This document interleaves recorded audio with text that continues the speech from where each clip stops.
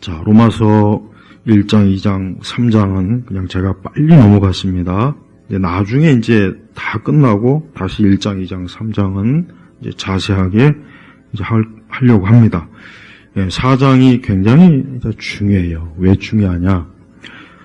바울이 지금 계속해서 로마서에 그 주장하는 논증이 뭐냐면, 하나님 앞에 의로워지는 것, 하나님 앞에 의롭지 않으면 누구도 하나님 앞에 이제 설 수가 없는 거예요. 그래서 그러면서 이제 바울은 이 믿음의 문제를 계속 끄집어내, 계속. 그런데 지금 이제 로마서에 관한 아주 이상한 잘못된 가르침이 이제 점점 대세를 이루고 있어요. 이제 믿음으로 이제 구원받는 거를 이제는 제고해야 된다. 이제는 하나님 앞에 우리가 믿음으로 구원받는 것은 그건 잘못된 로마서를 잘못 이해한 것이다라는 그런 내용의 책들이 지금 굉장히 인기가 있고 또 많은 신학교 교수들이나 또 신학생들이 그런 주장을 그냥 덥석 받아 물고 있어요. 그만큼 로마서를 이해하는 그 관점이 지금 바뀌고 있어요. 그렇기 때문에 우리가 이 로마서의 이 말씀을 정확하게 바르게 잘 이해하는 것은 우리의 신앙, 우리의 기독교 신앙의 아주 중대한 문제가 되는 거예요. 우리는 예수님이 누구이십니까? 예수님은 우리의 구원자가 되시는 분이에요. 예수님을 우리가 믿을 때 예수님은 우리를 죄와 사망에서 건지신 하나님의 구속자로 우리가 믿어야 됩니다. 만약에 예수님을 그렇게 믿지 않는다면 그건 다 이단이에요. 난 예수님을 왕으로 모신다. 요즘 그게 유행하던데 그런 책들이 지금 막 나오고 있고 그걸 또 받아쓰기 하는 신학자들이나 목회자들이 많던데 그거야말로 우리가 성경에 가장 중요한 이 구원, 그러니까 믿음으로 구원받는다는 이 중요한 이 교리를 무너뜨린 거예요. 그래서 결국은 행위 구원이 돼버립니다. 행위 구원. 종교개혁 시대 카톨릭과 루터 사이에 또 칼빈 사이에 어떠한 논쟁이 있었냐? 그것은 하나님의 의가 주입되는 것이냐? 그러니까 카톨릭은 하나님의 의가 주입되는 것, 마치 주사, 인풋 이렇게 주사, 딱 그 용어를 써요.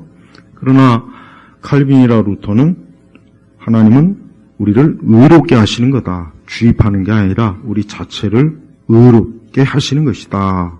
그래서 카톨릭은 주입된 의예요. 주입된. 그러니까 자기 행위와 하나님께서 주입하신 의와 서로 함께해서 인간이 하나님 앞에 의로워지는 것이다. 이렇게 가르쳐요. 그러니까 카톨릭은 굉장히 행위 중심이잖아요. 딱 봐도 봐요. 걔들은 굉장히 성사에 열심. 지극정성이라고요. 하다 이제 죽은 자를 위해서도 별짓을 다 해요. 그런데 개신교도 이제 서서히 그쪽 방. 그래서 개신교도 벌써 수십 년 전부터 칼빈과 루터의 가르침이 이제는 제고해야 된다. 그런 내용들이 자꾸 신약에서 치고 올라온단 말이에요. 근데 이게 이제 그게 점점 자꾸 대세가 되고 있어요. 결국은 우리는 또 다시 어디로 가냐? 또 다시 유대인들의 관점. 그러니까 바울이 왜 자꾸 유대인에 대해서 얘기하냐? 그 당시에 유대인들은 하나님 앞에 어떻게 의로워지느냐 했을 때 어떻게 했냐면 믿음으로가 아니라 신실함으로 그렇게. 그래서 히브리어 성경을 번역한 그 로마서를 보면은 믿음으로 안 하고 신실함으로 다 번역을 해버렸어요. 그러니까 그 신약 그 번역자들도 진짜 잘못된 거라고.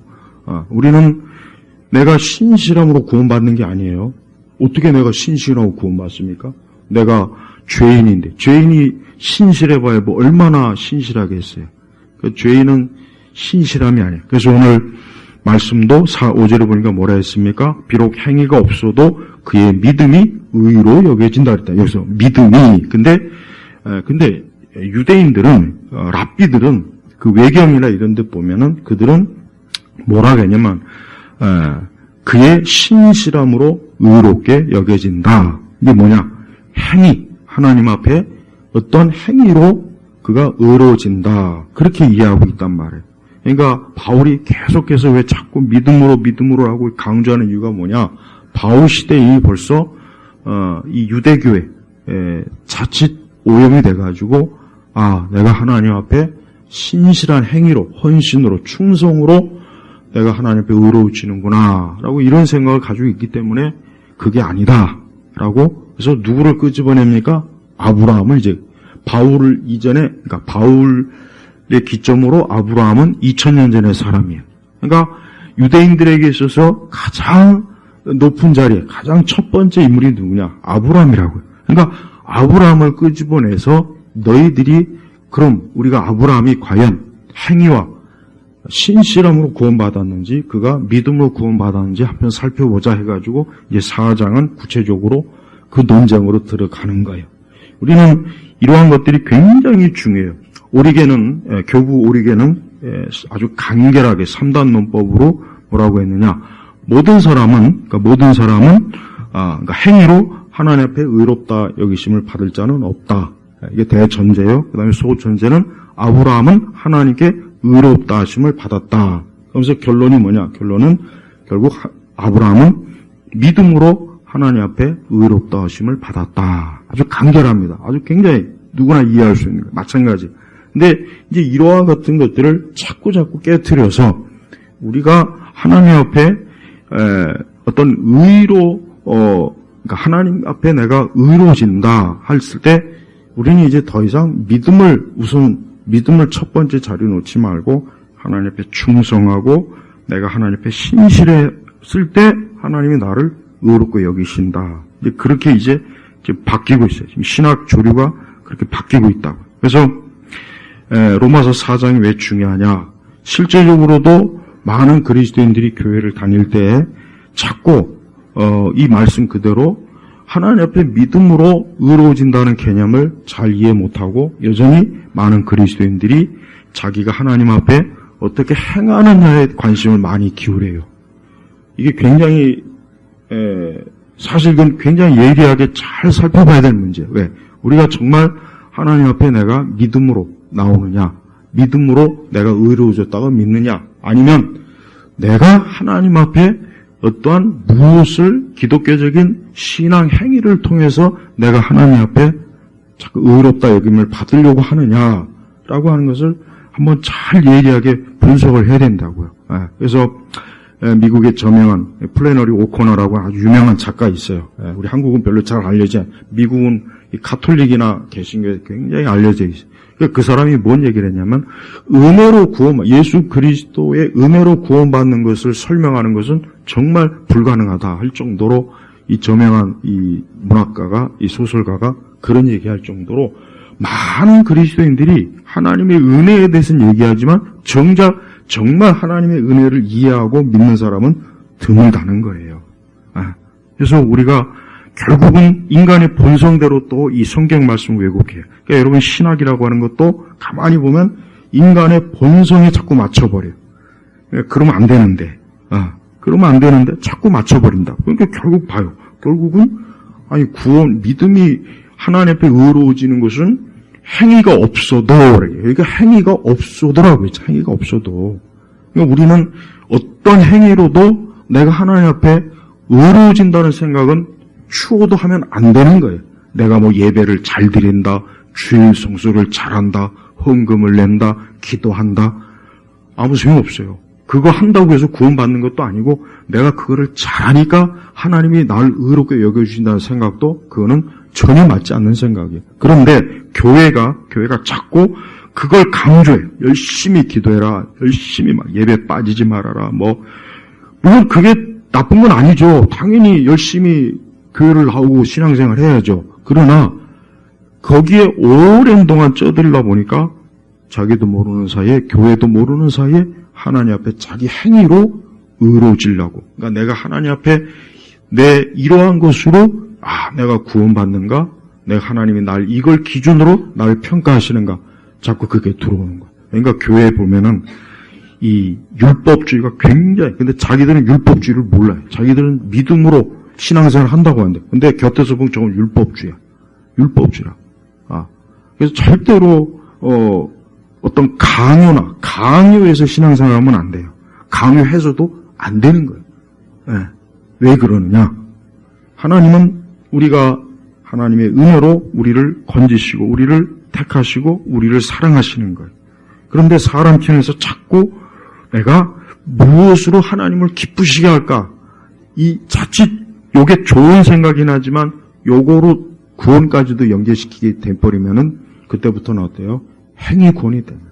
그러니까 하나님을 어떻게 기쁘실까 하는 문제는 성화의 문제예요. 성화이지. 내가 믿음 이후에 내가 주님 사랑하고 내가 더 막 주님이 막 보고 싶고 주의 몸된 교회를 귀하게 여기고 예배가 이렇게 하는 게 이게 진짜 믿음이라고요. 그런데 그렇지 않고 그런 마음이 전혀 없어요. 그냥 막 교회에서 목사님이 막 예배 참석하라고 하니까 교회 나와 기도하라고 하니까 그냥 막 소가 막 그냥 푸주간에 끌려가듯이 가서 억지로 그냥 막 하는 거야. 이게 율법주의란 말이에요. 이게 율법주의. 그래서 이거 참 조심해야 돼요. 자, 그래서 4장은 우리가 좀 잘 봐야 돼요. 자, 4장 1절부터 보면은 우리가 봐야 될 게 뭐냐면, 자, 그러면 우리가 육신으로 우리 조상된 아브라함이 무엇을 얻었다고 말할 수 있겠느냐. 자, 바울은 이제 유대인들하고 설득하려면 다른 그 어떤 권유보다 아브라함을 끄집어내야 돼. 왜? 아브라함은 할 말이 없어. 감히 아브라함 앞에서 누가 감히 어떤 유대인이 감히 입을 벌릴 수 있겠어? 왜? 믿음의 조상이 히브리의 조상이란 말. 가장 우두머리란. 그러니까 아브라함을 소환시키는. 그래서 뭐냐? 만일 아브라함이 행위로서 의롭다 하심을 얻었으면 자랑할 것이 있겠으나 하나님 앞에서는 없다. 그러니까 바울은 뭔 얘기를 하냐? 자, 아브라함이 과연 행위로 하나님 앞에 의롭다 하심을 얻었냐? 한번 그걸 묻는 거예요. 그러면서 정말 그랬다면 자랑할 게 있다는 거야. 자랑. 내가 하나님 앞에 이렇게 했더니 하나님이 날 의롭다 여겨주셨어. 근데 과연 그게 진짜 창세기에 아브라함의 우리가 기사를 보면 알겠지만 아브라함은 창세기 어디에도 자기가 무엇으로 하나님 앞에 의로워졌다는 그런 말이 한마디도 없어요. 한마디도. 그런 내용이 없다고. 아브라함의 우리의 생애를 보면. 그러면서 3절에 성경이 무엇이라고 말하느냐. 아브라함이 하나님을 믿으니 이것이 그에게 의로 여겨졌다. 그래서 여기서 하나님을 믿으니 하나님 앞에 어떠한 행위를 했더니 하나님이 그 의교를 여겨졌다가 아니라 뭐가 있습니까? 믿으니라고 하죠. 믿으니. 그러니까 우리의 신앙이라고 하는 것은 믿음으로 예수님을 믿고 믿음으로 구원받는 거예요. 근데 이러한 믿음이 없이 열심을 내는 거 있잖아요. 그게 율법주의예요. 그게 율법주의라고. 어떤 사람은 아니 그게 좋은 거지 않냐? 아니 그래도 우리가 열심히 예배 나오고 열심히 교회 나오면 그게 나쁜 거냐? 그게 안 나오는 것보다 낫지 않느냐? 겉으로 볼 땐 그래요. 그러나 중요한 것은 하나님은 그거를 의롭다 여기지 않는 게 문제라고요. 내가 아무리 열심을 내도 주께서 나를 의롭다 여겨주지 않으면 그건 말짱 도루묵이란 말이에요. 우리는 헛된 열심에 빠지면 안 돼요. 자꾸 난 교회들마다 강압적으로 막 성도들의 신앙생활하는 교회는 난 싫어요. 난 그런 교회는 안 나가나 절대. 나 같으면 안 나갈 거예요. 왜 안 나가느냐? 내 신앙은 하나님과의 관계예요. 내가 하나님을 정말 사랑해서 열심으로 하나님 섬겨서 교회를 나가야지 누가 이래라 저래라 해서 교회 나가는 건 그건 잘못된 거예요. 물론 자 여기서 이제 우리가 정말 확실하게 구원의 믿음이 들어온 사람은 이제부터 성화의 훈련을 해야 돼요. 이제 그 사람은 정말 기도 훈련도 해야 되고 말씀 훈련도 해야 되고 예배 훈련도 하기는 해야 돼요. 근데 그것조차도 그의 마음에서 하나님을 사랑하는 마음에서 주를 믿는 믿음을 가지고 하는 것이지 혹 그거를 하면서 내가 이런 것으로 의로워졌나라는 생각을 만약에 조금씩 든다면 그때부터 이제 서서히 율법주의로 빠지는 거란 말이에요. 그러니까 어느 누구도 항상 신앙생활은 내가 하나님 앞에서 믿음으로 그분이 나를 건져주셨고 사랑하셨고 나를 선택해서 내가 하나님 앞에 이렇게 나올 수 있게 되었다는 그 마음이에요. 그러니까 자기 자신에 대한 자신감이 아니라 하나님에 대한 자신감으로 나오는 거라고요. 예. 근데 우리나라 교회는 전반적으로 자기도 모르는 사이에 다 율법주의. 그러니까 율법주의인지도 모르고 지금 하고, 율법주의라고 하면은 율법주의를 설교하면서도 율법주의 하고 있어요. 진짜 웃기는 거 아닙니까? 율법주의는 나쁘다고요. 근데 정작 자기들이 율법주의예요. 그게 정말, 그러니까 이게 구분하기가 힘든 거예요. 그러면서 4절에 뭐라 했습니까? 일하는 자에게는 그의 품삯이 은혜로 여겨지지 않고 보수로 여기지. 자, 봐요. 정확해요. 내가 어떤 일을 했어요. 그럼 그 일에 대한 일당을 주는 거야. 하루에 5만 원, 10만 원.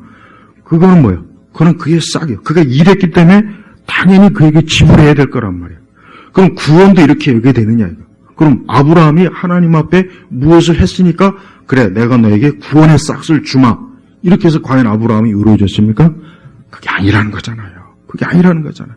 그런데 왜 많은 교회를 다니는 신자들은 자기가 무엇을 했으니까 하나님이 나에게 구원의 싹을 주지 않았겠느냐, 혹시 주지 않을까라는 그러한 기대감, 그러게 이 마음이 있어요. 그거를 끄집어내는 게 그렇게 힘들어요. 그래서 어떻게 보면은 교회에 열심으로 나온 사람은 분명히 두 종, 한 사람은 정말 하나님을 사랑해서 나오는 사람이 있는가 하면, 한 사람은 구원의 확신이 없으니까 내가 이렇게라도 열심히 해서 하나님 앞에 구원의 은혜를 얻어야 되겠다. 분명히 둘 중에 한 가지일 거예요. 틀림없어요. 그러니까 열심히 있는 사람은 눈여겨봐야 돼. 그게 정말 내가 구원받아서 이제 성화의 관점으로 주님을 섬기는 건지, 아니면 여전히 내 구원이 불안하니까 야, 내가 열심히 예배드리고 열심히 하면 뭔가 하나님이 나를 기뻐하지 않겠어? 저렇게 예배도 안 나오고 주일 성수도 안 하는 저 인간들보다 낫지 않겠나? 이런 생각을 하게 되는 순간부터 그 사람은 율법주의란 말이에요. 하나님 전혀 그걸 기뻐하지 않아요. 그러니까 잘 알아요. 그래서 결정적으로 5절은 경건하지 못한 자를 의롭다 하시는 분을. 자, 결정적으로 우리는 하나님은 경건한 자를 사랑하고 경건한 것을 기뻐. 그건 맞아요. 그런데 여기 보니까 경건하지 못한 자를 의롭다 하시는 분을 믿는 자에게는 비록 행위가 없어도 그의 믿음이 의로 여겨진다 이거예요. 그러니까 우리의 믿음, 우리를 의롭다 여겨지는 것은 법정적이에요. 법. 그러니까 하나님은 우리를 마치 법정에서 어떤 죄인이 딱 앞에 섰어요. 재판관 되신 하나님께서 내가 너를 이제는 무죄, 무혐의, 너를 의롭다고 하겠다고 망치를 땅땅 두들기는 거예요. 그 사람이 그거로 인해서 이 사람은 어때요? 무죄한 자가 돼버리는 거예요. 근데 이 사람이 무엇을 했어?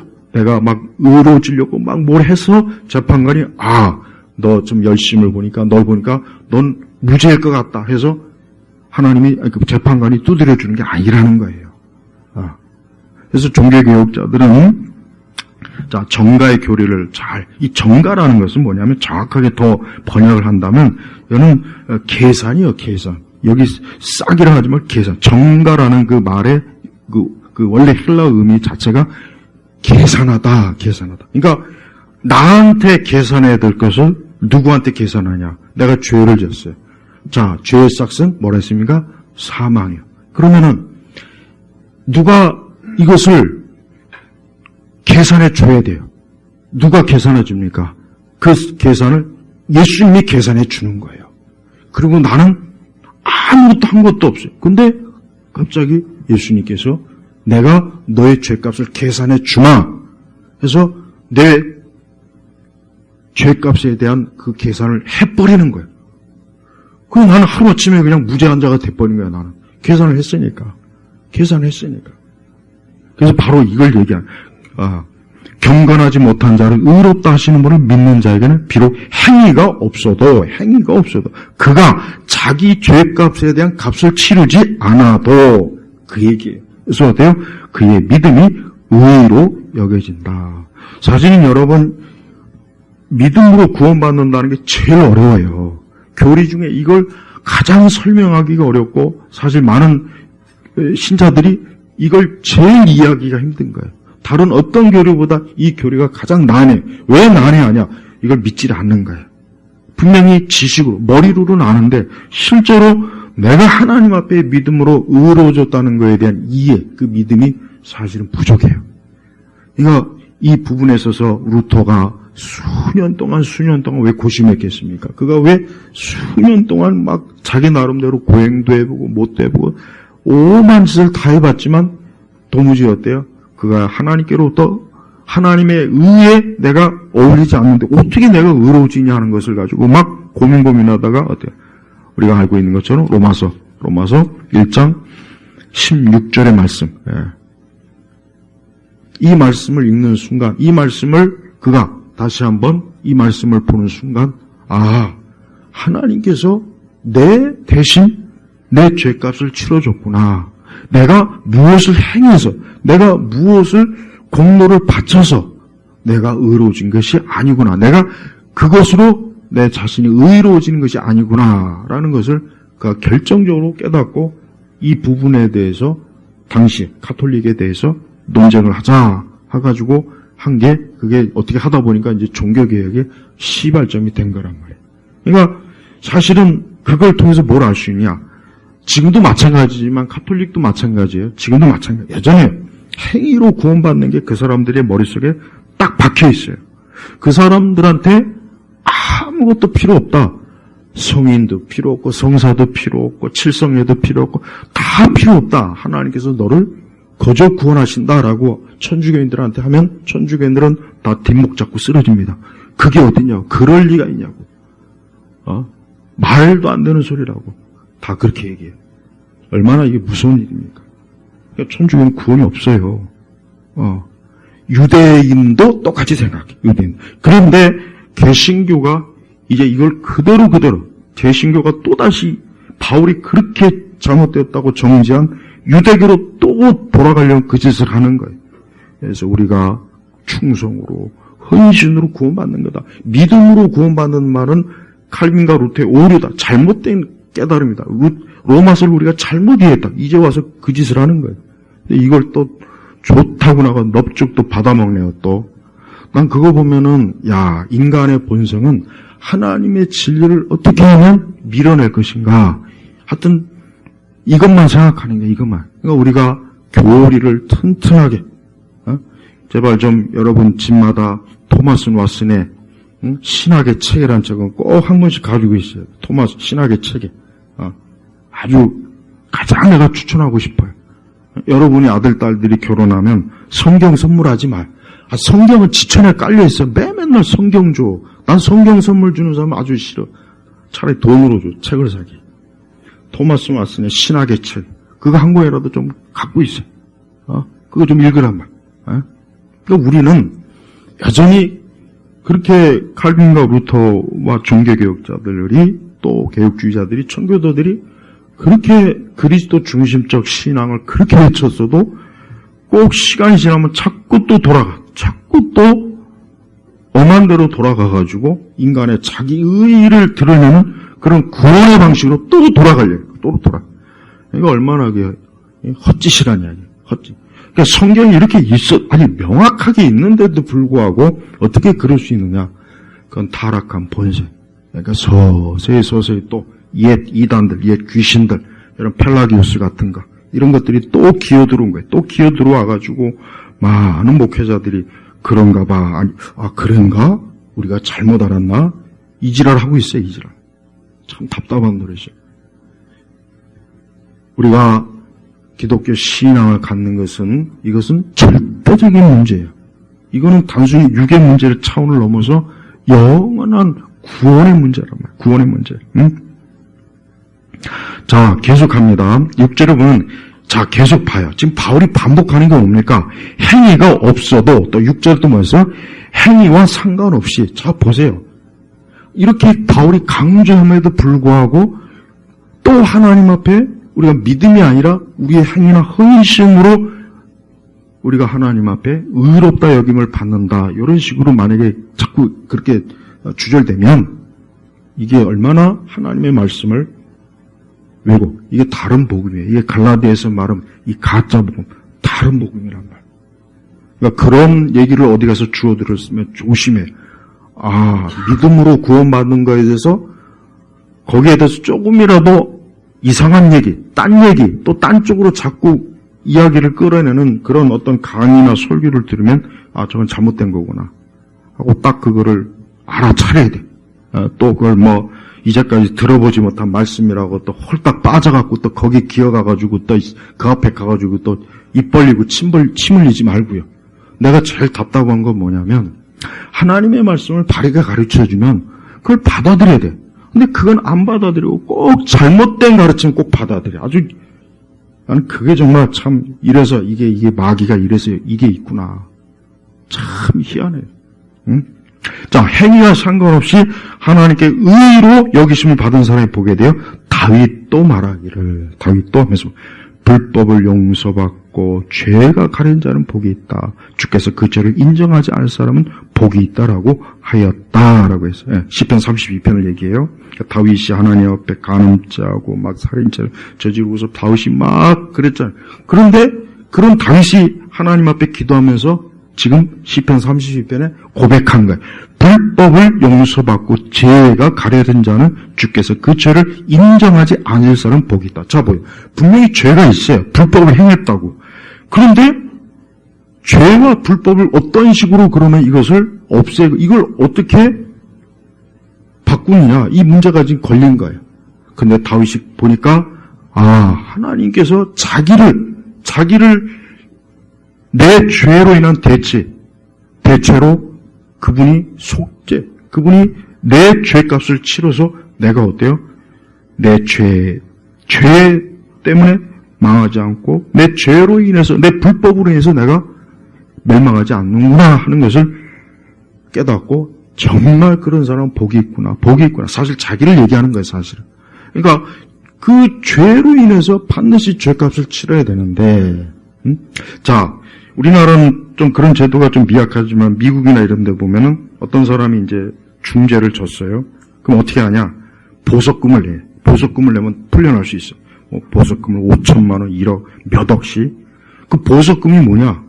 그 보석금, 이 사람이 죄인이지만 그 보석금으로 어때요? 대치를 시켜버리는 거예요. 똑같아요. 예수님께서 내 계좌, 나아가는 계좌는 전부 죄밖에 없어요. 내 계좌를 추적해보니까, 영적 계좌를 추적해보니까 하나같이 죄네. 이런 죄, 저런 죄. 야, 이거 완전히 다 그냥 죽일 놈이구나, 이거. 넌 죽었다, 이제 끝났다. 그런데 내 계좌에 어느 날 갑자기 나도 모르는 사이에 예수 그리스도의 의의 십자가에 그게 내 계좌에 딱 하니 들어왔네. 그럼 어떻게 됩니까? 이제 나는 어때요? 죄가 없어져 버린 거예요. 그분이 내 모든 죄값을 당신의 의로 내 죄값에 내 계좌에다 집어넣어버리고 나는 완전히 죄가 없는 사람이 돼버리는 거라고요. 자, 봐요. 그러니까 우리가 믿음 생활할 때 정말 조심해야 돼요. 왜 조심하냐? 내가 진짜 예수님을 믿음으로 신앙생활하는지 아니면 여전히 자꾸 그러니까 여러분 구원파가 왜 생깁니까? 구원파 이단이 왜 생기냐 한번 생각을 해봐요. 그리고 많은 이단들 봐요. 전부 다 행위종교예요. 신천지, 다 행위종교입니다. 다 행위종교. 걔들은 어떻게든 심지어 교주든 하나님이건 간에 자기의 열심과 자기 기준에 비해서 그것 때문에 밤낮으로 뛰어요. 평안이 없잖아요. 안식교인들 걔네들 절대 평안 없어요. 겉으로 인자한 것 같지만 걔들 절대 구원에 믿은 평안이 없습니다. 천주교인도 마찬가지.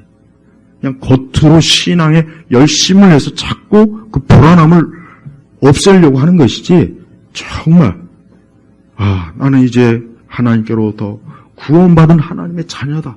내가 무엇을 한 것도 없네. 내가 경건하기 위해서 노력한 것도 없고 기도한 것도 없고 그렇다고 내가 교회를 열심히 나간 것도 아닌데 어느 날 갑자기 그리스도께서 나의 의가 되셔서 나의 구원자라고 하는 믿음이 생기는 거예요.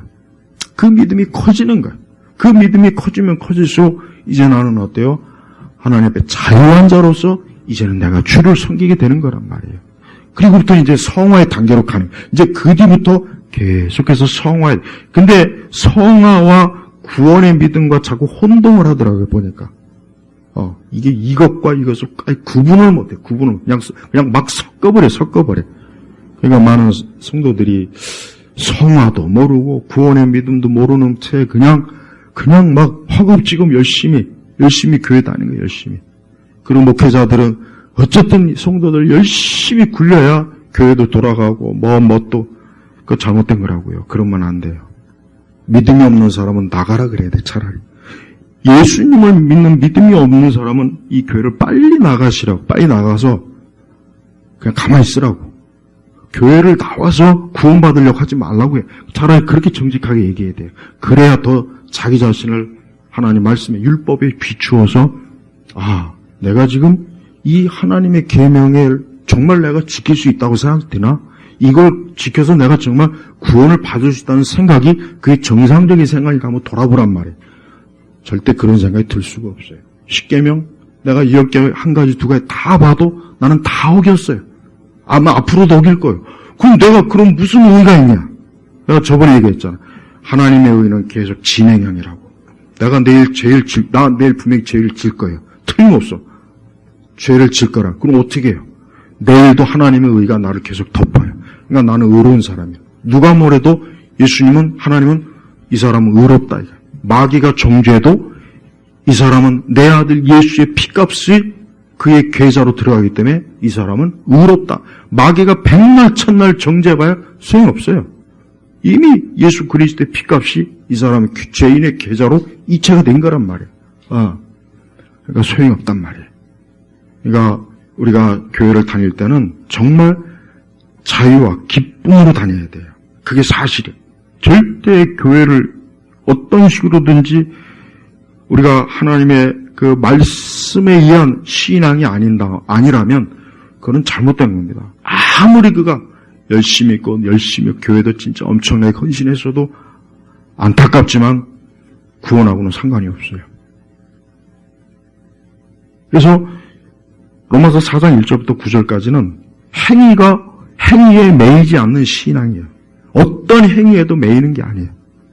그러니까 조금이라도 이래서 당신이 구원받는다라고 하는 말은 하면 안 되는 거예요. 왜? 그 말이 성경에 없다고요. 없어요. 그러면서 9절에 보니까 그러면 이 복이 할례자에게는 내린 것이냐 아니면 무할례자에게도 내린 것이냐. 우리가 말하기를 아브라함에게 그의 믿음이 의로 여겨졌다라고 하였다. 그러니까 바울은 딴 얘기 안 해요. 야, 아브라함 봐라, 아브라함이 한 게 뭐 있냐? 유대인들한테 아브라함이 도대체 한 게 뭐가 있냐? 뭐가 있냐? 아무것도 한 게 없어요. 한 게 없다고요. 그럼 아브라함이 아무것도 한 것이 없는데 너희들은 그럼 뭘 했길래 너희들이 행위로 구원받는다고 지금 이렇게 설쳐대냐? 지금 바울이 그런 얘기를 하는 거예요. 지금 사실 유대인들한테. 그리고 우리한테도 마찬가지. 여러분, 우리의 신앙과 믿음이라고 하는 것은 어떤 사람은 덴마크의 어떤 철학자는 자꾸 믿음의 도약이라는 얘기를 해요. 또 그 사람 책을 또 열심히 읽고 또 그거 갖고 설교하는 사람들 있는데 안 됐지만 그 사람은 기독교인이 아니에요. 교회에 대해서 아무리 이런저런 얘기해서 전혀 그 내용은 기독교는 아무 상관이 없어요. 믿음의 도약 같은 건 없어요. 믿음은 여기서 말하는 믿음은 미지의 영역이 아니에요. 믿음이라고 하는 것은 아무것도 모르니까 그냥 뛰어들어라. 그게 아닙니다. 우리의 믿음의 대상이 누구예요? 예수님이에요. 예수님이 무슨 미지의 대상입니까? 성경에 이렇게 딱 게시되어 있는데, 그러니까 우리는 우리의 믿음을 절대 막연하거나 모호하거나 그렇게 얘기하면 안 돼요. 그렇게 얘기하는 사람, 그걸 믿음이라고 자꾸 얘기하는 사람 조심해. 그건 성경이 아니라 철학이에요, 철학. 철학이라고. 우리의 믿음은 모호한 게 아니야. 내 믿음은 그리스도예요. 예수님이에요. 그분이 나를 구원하셨어요. 그분이 나를 죄와 사망에서 건지셨어요. 건지셨다는 건 뭐냐? 나는 죄인인데 그분이 나를 어때요? 나를 죄인이 아닌 의로운 자로 나를 여겨버리는 거예요. 법적으로. 법정에 가서 이 사람이 죄가 있다고 해도요, 여러분, 판사가 이 사람 무죄다 하면은 그것으로 끝납니다. 그거 끝나요. 그대로 끝난다고. 그럼 그게 저 사람이 왜 죄가 없으니까 저 사람이 이 죄도 있고 저 죄도 있고. 근데 판사가 무죄라고 하면 끝난다니까요. 똑같아요. 자꾸 사람들은 그러잖아. 인간의 본성적, 자연적인 성품으로는 이 사람은 뭔 죄가 있고, 저 사람은 저 짓을 저질렀고. 지들끼리 막 서로 그래요, 서로. 웃기는 짓이에요. 똑같은 죄인들끼리. 그런데 하나님께서는 그 중에 누군가는 너는 죄가 없다.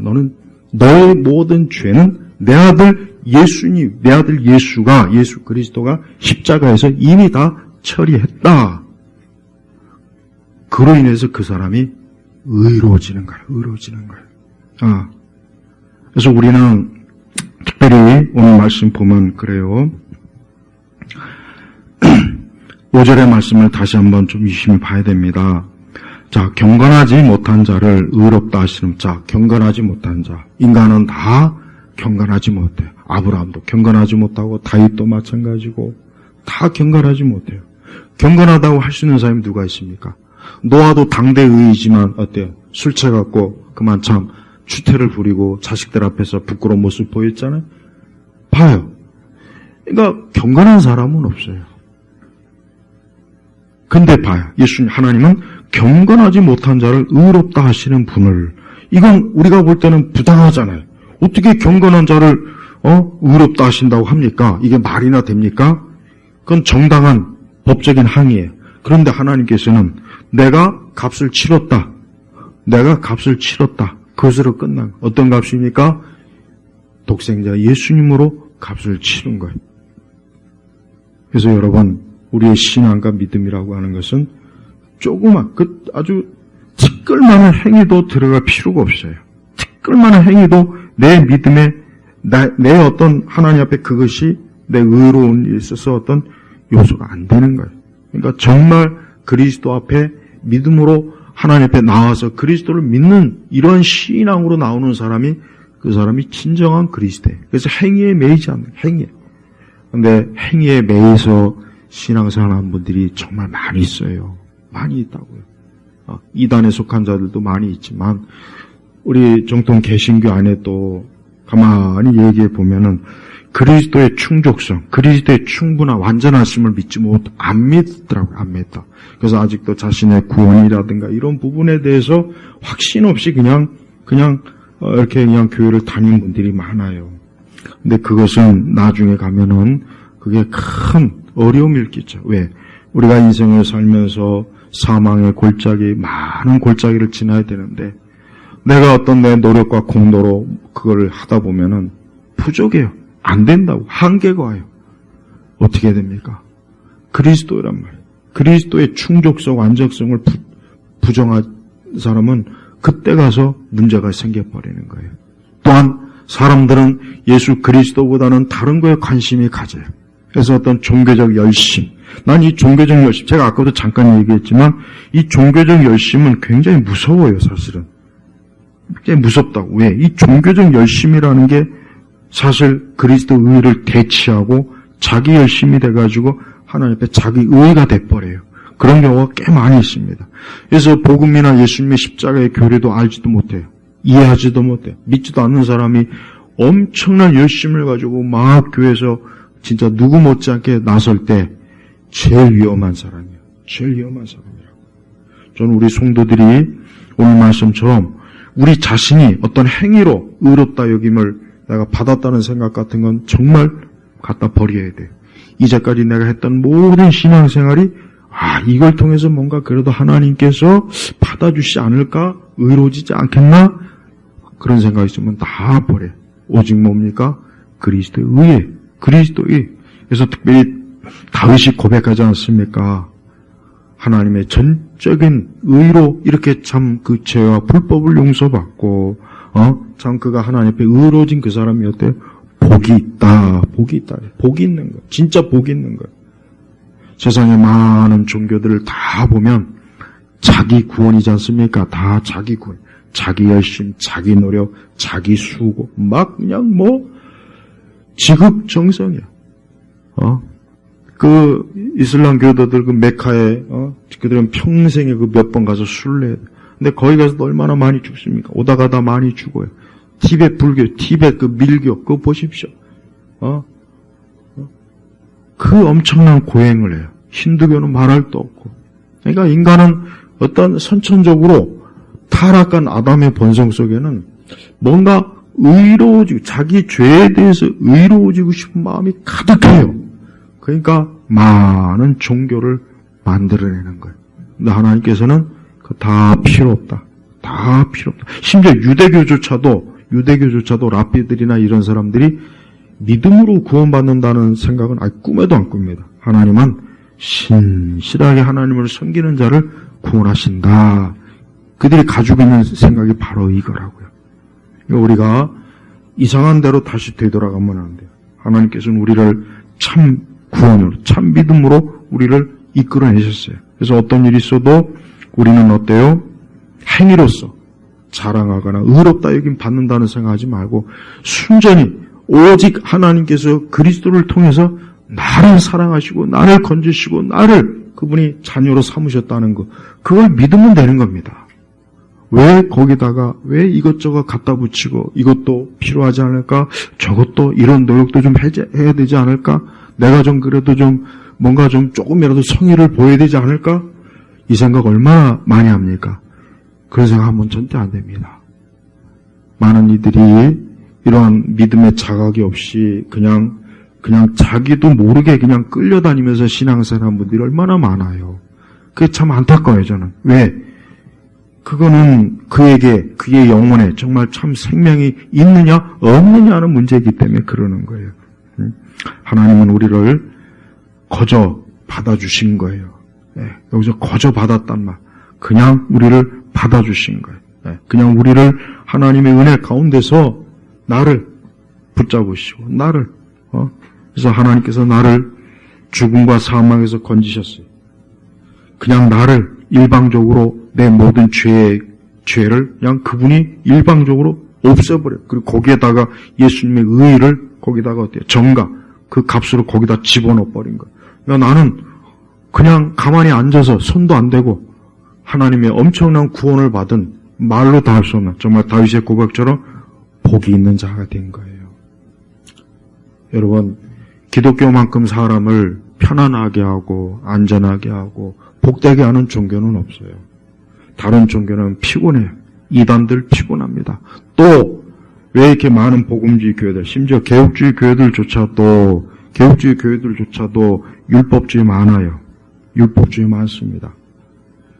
근데 그들은 자기들이 율법주의를 한다는 생각을 안 해요. 굉장히 열심히 있다고 생각하더라고요. 열심. 아닙니다. 율법주의가 맞아요. 맞을 겁니다. 틀림없어요. 저는 우리 성도들이 예수님에 대한 믿음의 자유를 가지고 하나님을 기쁘게, 하나님을 사랑하는 마음으로, 그래서 계속 성령의 열매를 맺고 그 안에서 자라가는 이런 신앙으로 우리가 하나님 앞에 서야지, 그런 건 전혀 없이 어떤 강요나 뭔가 해야 된다고는 의무감, 뭔가 좀 갚아야 될 것 같은, 뭔가 좀 그래도 뭔가 조금씩 하나님 앞에 뭔가 그래도 갚아 나가야 될 것 같은 그런 뭔가 압박감, 그런 거 가지고 있는 분들은 다시 한번 로마서 4장을 꼭 읽어보십시오. 정말 부탁드려요. 이 로마서 4장은 4가지로부터에 매이지 않는 걸 가리켜. 그래서 오늘 1절부터 9절까지는 뭐냐? 행위에 매이지 않는. 여러분, 바울이 얼마나 사람들이 예수님만 믿으면 되는데, 예수 그리스도 그분을 바라봐야 되는데 온갖 쓸데없는 것을 자꾸 끄집어내니까 얼마나 바울이 그게 답답하고 막 속이 상하면 이 로마서 4장의 4가지에 매이지 않는 신앙을 정확하게 제시한다. 그래서 사실은 로마서 4장이 이제는 굉장히 중요해요. 전에는 로마서 8장을 로마서 전체에 가장 황금고리라고 했는데 이제는 아니에요. 로마서 4장이에요. 4장. 왜 많은 그리스도인들이 자꾸 하나님 앞에 헌신, 충성, 뭔가 하나님 앞에 뭔가 자꾸 은연중에 정말 그게 많아요. 그러니까 그거로 끌려다니는 거, 그거로 그냥 교회를 다니는 거고 끌려다니는 거지, 진짜 그리스도만으로 구원받는 이런 믿음은 없어요. 한번 물어보세요. 그게 정말 있는지, 그런 걸 알고 있는지 한번 물어보시라고. 말씀을 맺겠습니다. 6절에 보면은 행위와 상관없이 하나님께 의로 여기심을 받은 사람의 복에 대하여, 자, 행위와 상관없이 우리의 행위가 어떤 것이든 하나님은 하나님 앞에서는 그 어떤 내가 선한 행위도 하나님 보실 때는 그냥 쓰레기. 죄인의 죄도 쓰레기. 둘 다 쓰레기. 왜? 죄인이 양산해내는 것은 다 쓰레기예요. 문둥병자가 만지면 다 부정하게 돼요. 마찬가지예요. 죄인이 하는 건 다 부정한 거예요. 그러니까 죄인은 자기 스스로 별짓을 해봐야 하나님 앞에 의로워질 수가 없어요. 그러니까 누가? 예수님이 필요한 거야. 제발 이 시간에 다시 한번 예수님을 바라보세요. 그분을 믿음으로 바라보세요. 이런 말씀을 들어도 여전히 마음 한켠에는 그래도 좀 뭔가 좀 있어야 되지 않나. 분명히 난 그게 있을 거라고 자꾸 여기서 우려가 되는데 그런 거 싹 없애버리고 그리스도로 충만히 하십시오. 자, 앞으로 계속 로마서 4장, 이제 오늘 한 가지 했으니까 이제 이 네 가지를 하나하나씩 이제 다루겠습니다. 어떠한 행위에도 매이지 않는 신앙, 믿음으로 하나님은 나를, 또 우리는 하나님 앞에 나아가는 거예요. 하나님 앞에 의로워지는 거예요. 만약에 세상에 있는 모든 사람들, 특히 이방 종교에 있는 사람들이 이걸 깨달은다면 얼마나 좋겠어요. 그러면 저들은 참 두 손 들고 막 교회로 몰려올 거고 예수님께로 올 텐데 그걸 알지 못하니까 여전히 그냥 평생을 자기 수양, 자기 도, 자기 노력, 자기 열심, 또 교회에서도 마찬가지고 교회도 마찬가지로. 그러니까 이 신앙은 무거운 거야. 자꾸 무겁고 힘들고. 분명히 주님은 무겁지 않다고 했는데 그렇지 않습니까? 제발 우리 성도 여러분 오늘도 이 구원의 바른 믿음을 가지시고 오늘도 주 앞에 나오시길 주의 이름으로 축복합니다. 하나님 아버지 감사합니다. 오늘 주님께 이 로마서의 말씀을 우리에게 주신 주님께 참 감사하고 오늘 이 말씀을 우리 성도들이 잘 이해하고 깨달을 수 있도록 성령 하나님께서 그 마음의 깨달음을 허락하여 주시고 이제까지 혹시라도 이 말씀과 맞지 않는 신앙과 믿음을 가졌다면 이 시간 이후부터는 다시는 그런 그릇된 신앙이 아니라 오직 전적인 오직 그리스도만을 바라보는 신앙으로 나아가도록 이끌어 주옵소서. 예수 그리스도의 이름으로 기도 올렸습니다. 아멘.